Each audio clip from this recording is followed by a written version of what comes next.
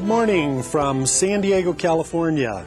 This interactive multinational teleconference is reaching you live in English, Spanish, and Portuguese through a unique and complex international telecommunications network via satellite, microwave, and cable. This program brings together distinguished institutions representing education, business, and government in more than a dozen countries in the Americas and Europe.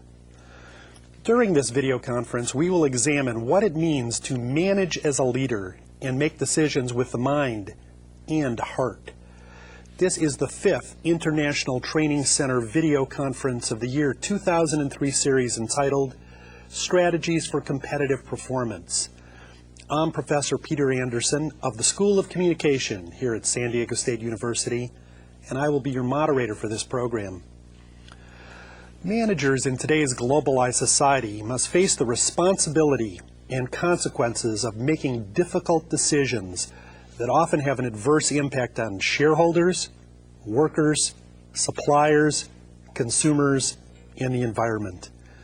Success will be increasingly measured not only by making the correct choices more often, but also by convincing shareholders and other stakeholders of the value and justification of these choices through the use of leadership skills and strategies and dealing with the reactions of these many stakeholders. In recent years, executives and managers have realized that they must apply both logic, the rational mind, and emotions, the heart, as leaders to become effective in moving their organizations and communities of interest toward achieving their visions and goals. Traditionally, both researchers and business people treated business as a purely logical exercise, and certainly logic does play a huge role in sound decision-making and leadership. However, in recent years, researchers have recognized the importance of emotions and emotional intelligence in high-quality management. Emotional intelligence applies not only to managers, but also to understanding the feelings of key shareholders, executives, workers, suppliers, and consumers. But any good manager has a plan and a process, a series of steps that lead to sound decisions. Today's speaker, Tom Hinton, has developed a management model to facilitate decision-making. Today's business environment is characterized by constant product and service innovation in rapidly changing markets. A managerial model applicable to business, education, and government organizations will be proposed by Mr. Hinton, including training and development efforts involved. Now it is my pleasure to introduce Mr. Tom Hinton. He is President and CEO of the San Diego-based Customer Relations Institute, an international training and consulting firm that specializes in helping clients improve their business results through leadership, teamwork, and superior customer service. Mr. Hinton is a board member of the California Council for Excellence, the Leadership Links Foundation, and the California Consumer Council. He also has served on the Board of Examiners of the 2001 Malcolm Baldrige National Quality Award. His latest book is entitled Leadership Lessons I Learned on the Links. He is also author of The Spirit of Service and co-author of the Customer-Focused Quality, What to Do on Monday Morning. Mr. Hinton has addressed over 500 corporations, associations, and government agencies in the United States and abroad, covering such topics as leadership, customer service, team building, and achieving performance excellence in the workplace. Mr. Hinton is a graduate of the University of Maryland, and he's attended the MBA program at the University of Phoenix. Welcome, Tom. Thank you, Peter. It's good to be here. Let's start with this question. Today, more managers are being asked to lead with emotion as well as intellect. How can managers demonstrate more emotion without appearing too soft or losing their power base? That's a great question, Peter. And it's a question that most managers struggle with because they're raised to think intellectually, to behave intellectually, and to really downplay the emotional side. But when you consider it, the whole leader is really comprised of both their intellect and their emotional dimensions. And so it's very natural for any human being to display both emotion and an intellectual aspect. And I think also the second point is people respond to the emotional side of a leader first, and it also draws out their creative dimension. So I think it's very important to have both emotion and intellect if you're going to be a successful manager. So the two certainly aren't mutually exclusive. Not at all. Well, thank you for those excellent insights. Now let's begin with Module 1.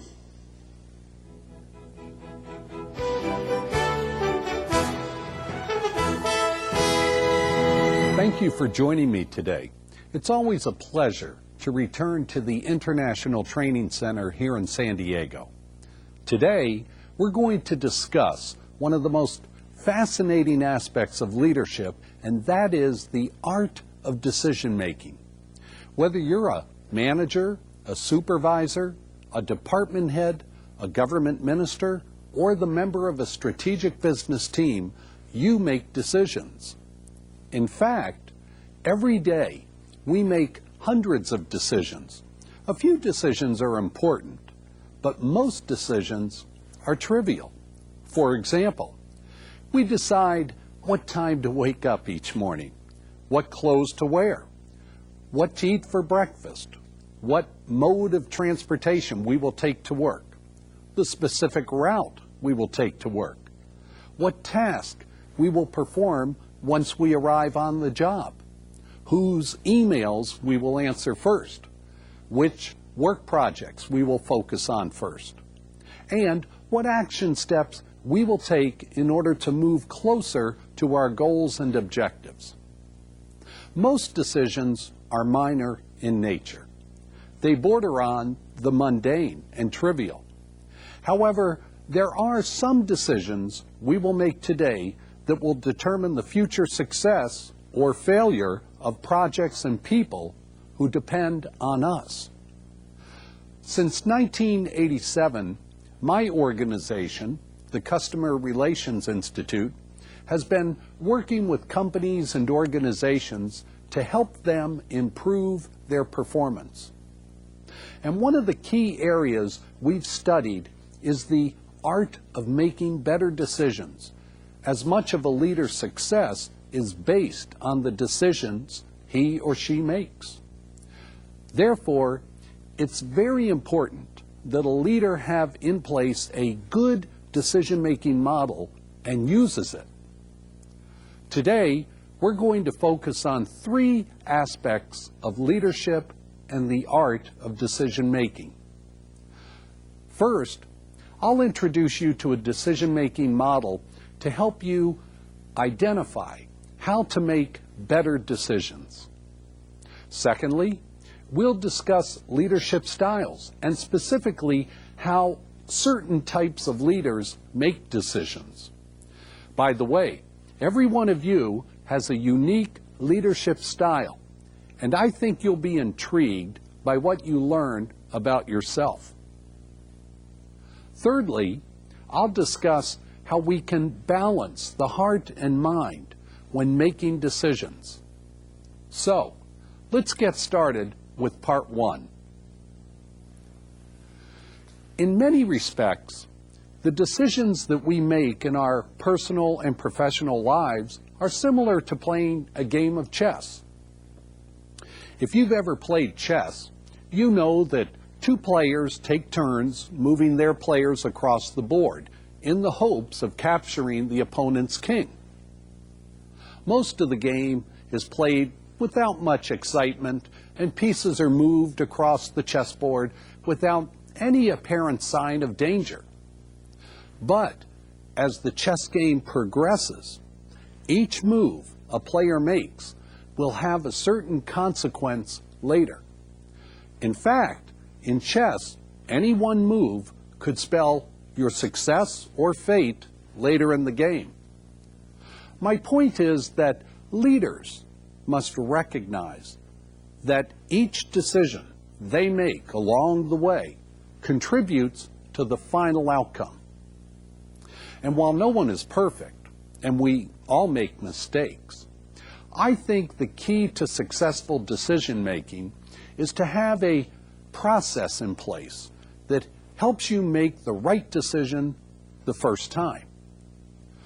You see on your screen an interesting chart with 4 quadrants. In the upper left quadrant, it reads, doing the wrong things the right way. In the upper right quadrant, it reads, doing the wrong things the wrong way. On the bottom left quadrant, it reads, doing the right things the wrong way. And finally, the bottom right quadrant reads, doing the right things the right way.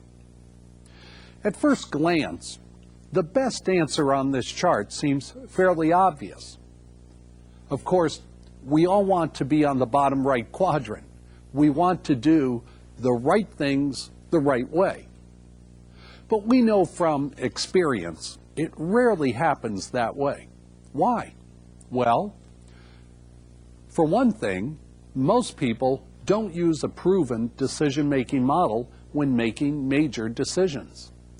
They simply make their decisions based on inadequate data, unreliable facts, and oftentimes misinformation. All of these conditions cause us to make less than perfect decisions. Another reason we land in one of the other 3 undesirable quadrants is pressure. We face many pressures from our boss or organization to get the job done. We face time pressures. We face financial and budget constraints. We face the pressure of the wrong people to do the job, or the wrong equipment necessary to perform the task. We also face the pressure of trying to put a square peg in a round hole, or in other words, being asked to do the impossible or irrational things by people who haven't properly designed their own decision-making process. And so pressures cause us to do the wrong things the wrong way, or even do the right things the wrong way. So, let me offer you a better way to make decisions. We call it the CRI decision-making model. It's a very reliable tool you can use to help you improve how you make decisions and hopefully achieve better results. The CRI model consists of 10 steps. Let's review the 10 steps and then we'll briefly discuss each one. Number 1, define the real question or problem. Number 2, involve the right decision maker. Number 3, determine your acceptable risk level. Number 4, define the variables that impact the real problem or question. Number 5, gather reliable data and useful information. And number 6, analyze the data and information.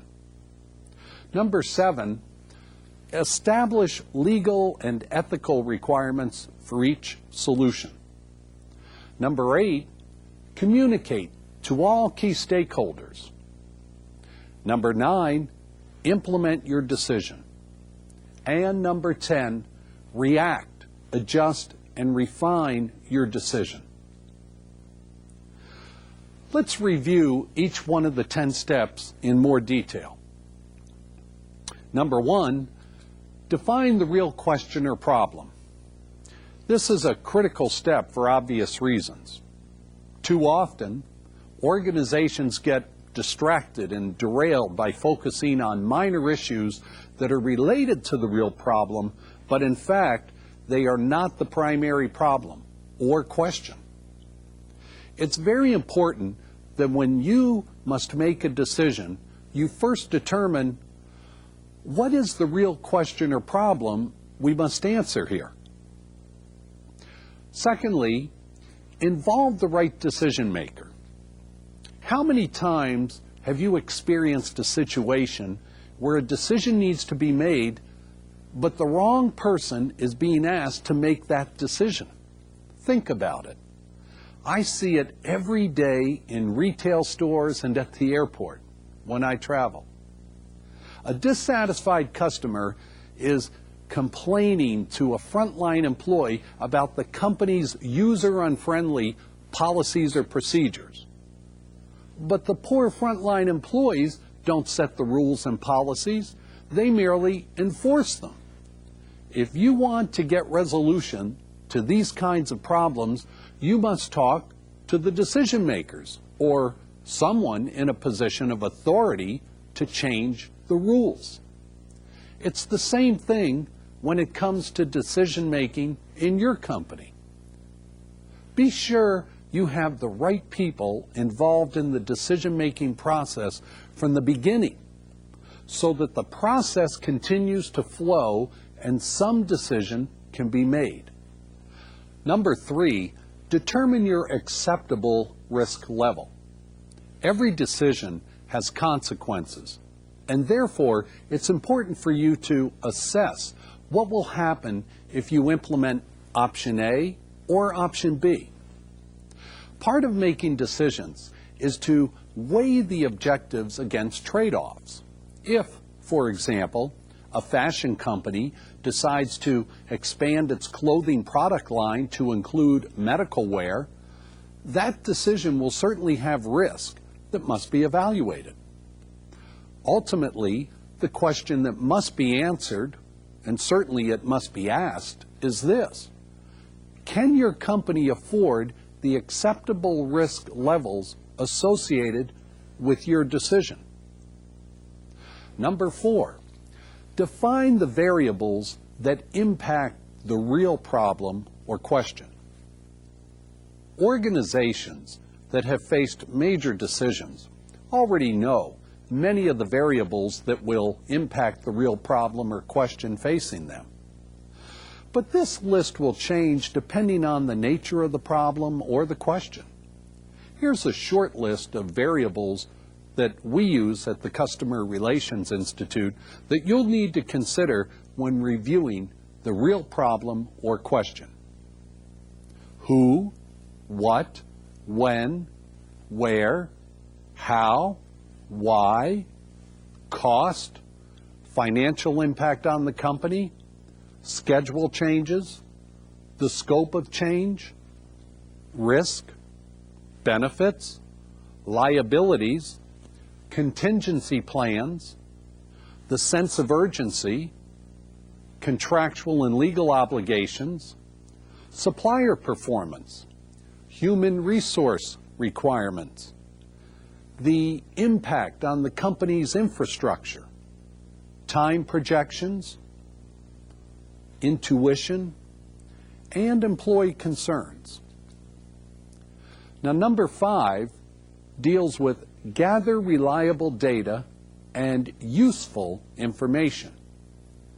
Using the list of variables I just mentioned, begin to develop reliable data and useful information that is fact-based and tested. Get the facts and rely on data that can be substantiated. Use your key employees, suppliers, and customers to help you get that information. Also, consider industry trade associations, universities, and government agencies as a good source for reliable data and information.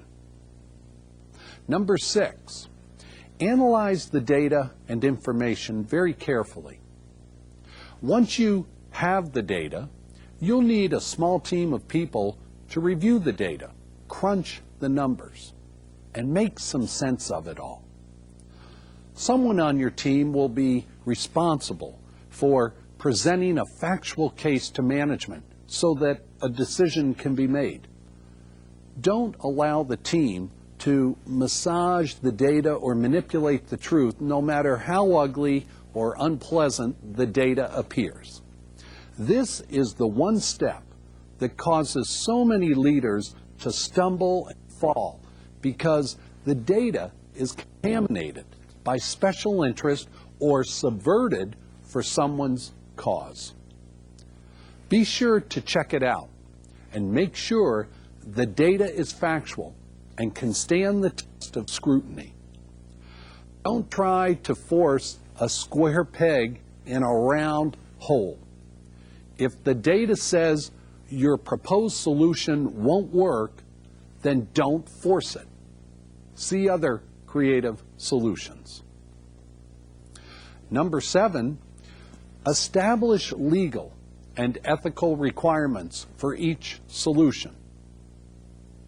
Progressive organizations don't want to inhibit the creative brainstorming process for yielding potential solutions.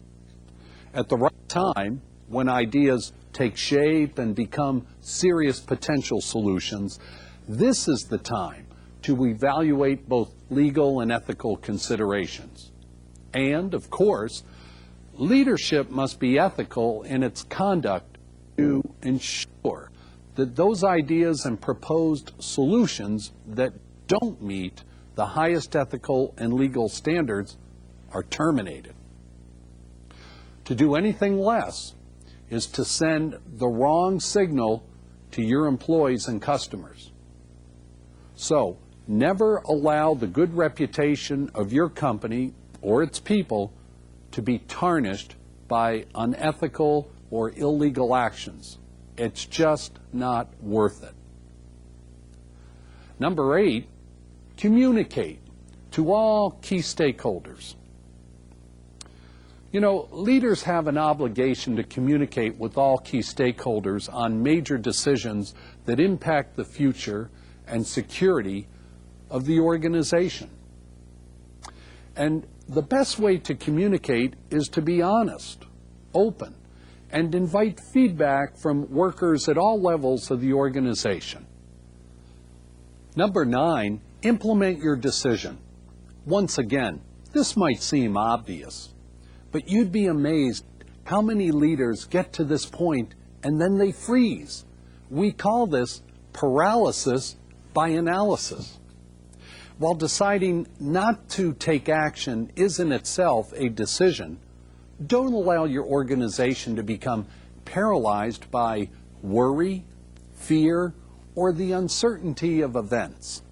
This type of reaction only serves as an indictment of your broken decision-making process and the fact that you mismanaged it or did not get the right data and facts in the first place.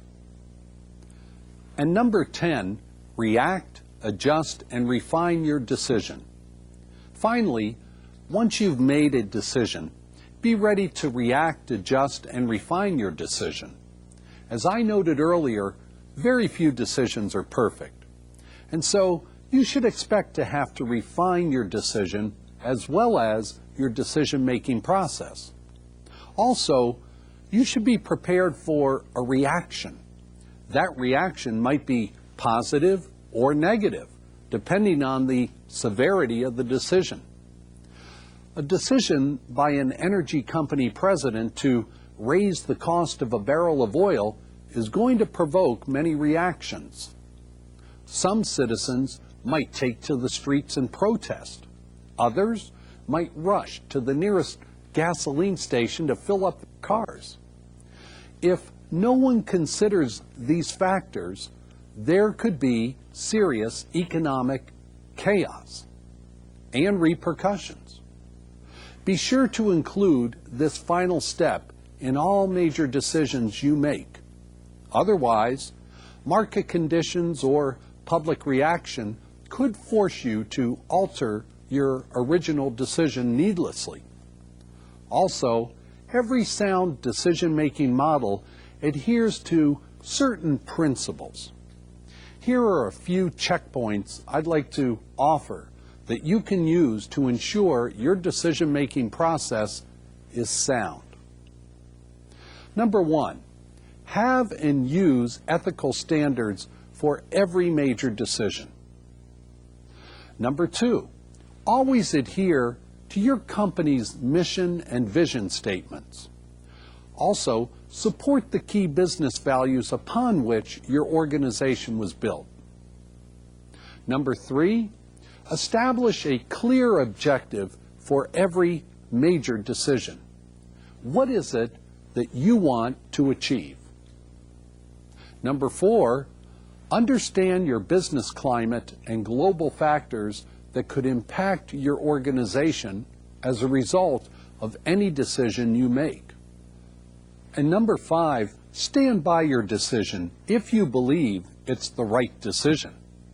When we return from the break, we're going to talk about leadership styles as well as how different people make decisions from the heart and from the head.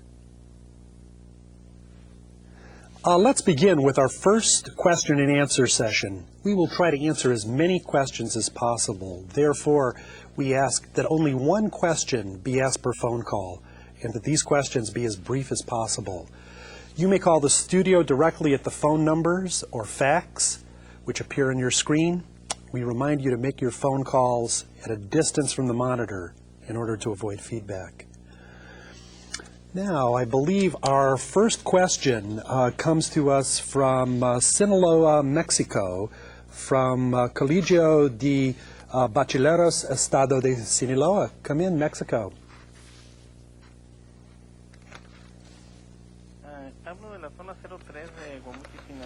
I'm calling from Guamuchil, Sinaloa. In the case of the education sector, in order to be able to take adequate decisions, it is essential to understand global factors that affect different organizations. But how can we understand these global factors that change constantly in order to take adequate decisions? Well, I think that's a difficult question in the context of when you talk about the education sector. I think you need to look, first of all, at your customer base. And any university or education system has a finite customer base. Even the Harvards of the world have a finite customer base. So I think it's important not to try to solve all the world's problems when you address a particular issue or concern. Global factors certainly are relevant. For example, one of the global factors that I think has upset the global economy now is the SARS disease in China, and it has spread. So that's having a terrific impact, and that's the type of global factor that I think you're addressing. I think obviously war, global economic recessions are an impact, but I think you also have to keep the problem-solving matrix simple, because a leader can only deal with those circumstances that he or she can impact, and you're not expected to try to solve all the world's problems, but rather just focus on the things that will get you through this week or next week, if in fact it's that kind of a major impact on your organization. Thanks, Tom. Next, we have a question from a caller in Colombia from the Federación Nacional de Comerciantes in Medellín. Come in, please.